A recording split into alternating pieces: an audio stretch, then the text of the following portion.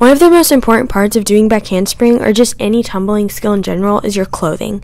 You need to make sure you're not wearing anything baggy and that you're wearing tennis shoes preferably and your hair is up and all jewelry, add-ins, glasses, everything's off before you get started. Next, before we get into the steps of a back handspring, you should make sure you have something safe to try it on. I would recommend a mat or go to a studio. The first and definitely the most important step is stretching. For the back handspring, I would stretch your back, wrists, ankles, and doing a rock and roll and squatting into a high jump is a good thing to get you ready for the process of back handspring and to make sure that you don't get hurt. The second step is to have some skills beforehand. For a round-off back handspring, you most likely should be able to go into a back bend and come back up.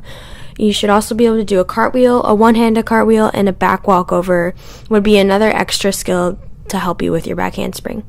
The third step to a back handspring is trying a back limber. Back limbers are honestly harder than a back handspring to me, but they aren't as scary, so it's nice to try it before you go for a back handspring.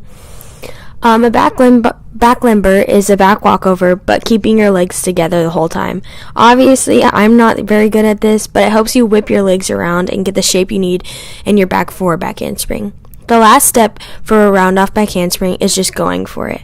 When you first do a back handspring, it's really scary, and after you do your round-off, you want to be in a deep squat so you can push through your legs, and then you want to make a C shape with your back in the air while your arms are reaching for the other side of the mat and your legs are following through. I hope this helped everyone learn a back handspring and that you'll soon be able to do it for yourself.